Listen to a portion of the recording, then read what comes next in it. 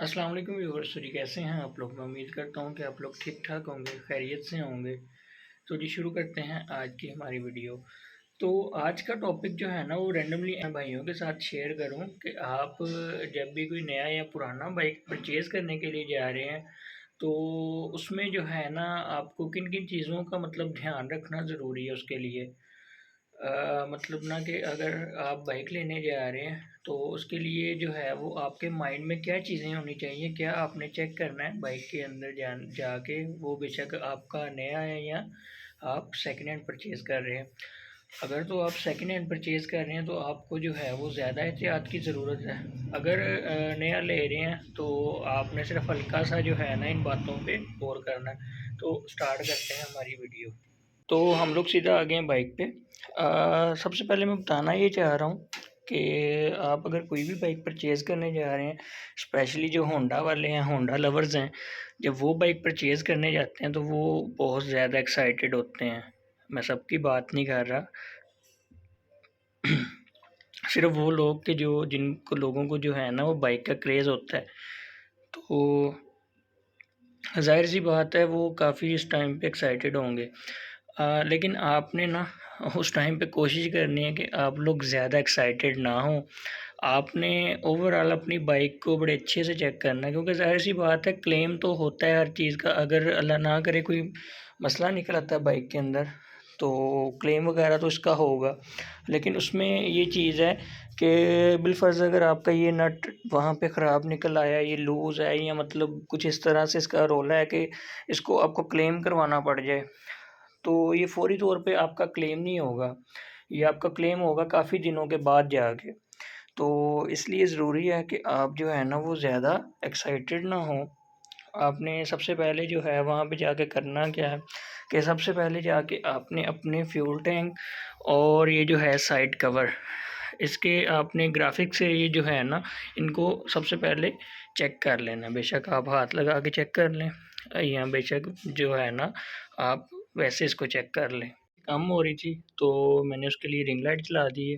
खैर, तो इसके बाद जो है ना अगर ये क्लियर है तो आपने इन दोनों के जो है वो पेंट को बगौर देख लेना है। अक्सर औक़ात इस तरह होता है कि शोरूम पे जो बाइक्स खड़ी होती हैं या मतलब जो बाइक्स ट्रांसपोर्ट के दौरान जो है ना एक जगह से दूसरी जगह पे मूव हुई होती हैं, कंपनी से जो है वो शोरूम तक या शोरूम से डीलर तक, तो उन पे जो है ना वो पेंट के ऊपर जो है वो स्क्रैचेज़ आ जाते हैं, यानी कि टंकी के ऊपर जो है उसपे स्क्रैचेज़ आए होते हैं। तो अक्सर औक़ात उसपे डस्ट होती है और आप जल्दबाज़ी में या एक्साइटमेंट में जो है आप उसको नोट नहीं कर सकते या कर पाते। तो उसके बाद जो है ना बाद में आपको काफ़ी ज़्यादा परेशानी उठानी पड़ती है, क्योंकि अगर तो कोई साइड से मतलब चेन कवर वग़ैरह पे स्क्रैच है या ये जो आप इंजन के साइड कवर्स हैं, इन पे अगर कोई स्क्रैच वग़ैरह है, तो आप उसको तो बआसानी जो है वो रिमूव करवा सकते हैं, रीपेंट करवा सकते हैं। लेकिन ये जो है इसका फ्यूल टैंक और ये जो साइड कवर है, इस पे जो स्क्रैचेज़ वग़ैरह होते हैं ये दोबारा पेंट नहीं हो सकते हैं। तो इसलिए आपने जो है ना इसको बड़ी गौर से चेक कर लेना है कि इस पे कोई स्क्रैच वग़ैरह जो है ये ना हो या आपका कोई पेंट ओवर स्प्रे ना हुआ हो। क्योंकि इस तरह भी हो सकता है कि ट्रांसपोर्ट के दौरान जो है ना बाइक को एक जगह से दूसरी जगह पे ट्रांसफ़र करने में जो है पहुँचाने में ये भी हो सकता है कि शोरूम वालों से जो है ना या कोई डीलर से इस पे स्क्रैचेज़ आ गए हों और उन्होंने इसको ओवर स्प्रे कर दिया हो। तो आप अगर ये चीज़ें शोरूम पे नोट नहीं करेंगे तो उसके बाद आपको अच्छा ख़ासा नुकसान उठाना पड़ेगा। तो जी इसके बाद जो है ना आपने ये अपनी बाइक की फ्रंट अलाइनमेंट को चेक करना है। मतलब ना कि आपका बाइक जो है ये इस तरह से मतलब जहाँ पे ये मीटर ख़त्म हो रहा है ठीक इसी के नीचे जो है ना ये लाइट को होना चाहिए। इस तरह नहीं होगा कि आपके बाइक का मीटर यहाँ पे है और ये लाइट यहाँ पे जाके स्टार्ट हो रही होगी या मतलब इतना इसमें गैप होगा या ये यहाँ पे होगी। तो आपने प्रॉपर चेक करना है कि ये प्रॉपर इसके नीचे आ रहा हो और इसी के नीचे ये मोनोग्राम आ रहा हो। तो ख़ैर पहले तो ये रिफ्लेक्टर भी यहाँ पे होते थे, अब ये एडजस्टेबल रिफ्लेक्टर ये जो है ना ये यहाँ पे दे दिए हुए हैं। तो जी इसके बाद जो है ना ये हमारा साइलेंसर आ गया। अक्सर औक़ात जो है वो साइलेंसर जब मतलब ना कि ट्रक के अंदर जो है वो बाइक को लोड किया जा रहा होता है या अनलोड किया जा रहा होता है, उस दौरान में दूसरी बाइक के साथ जो है वो स्क्रैच हो जाता है या मतलब कोई और इसके अंदर इश्यू होता है कि ये कंपनी से कुछ जो है वो इस तरह से आता है कि इसका जो है वो सैंड ख़राब हुआ पड़ा होता है।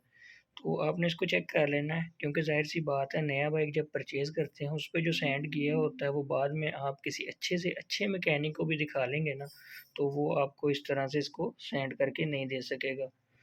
तो इस केस में भी आपको जो है वो अच्छा खासा लॉस हो सकता है।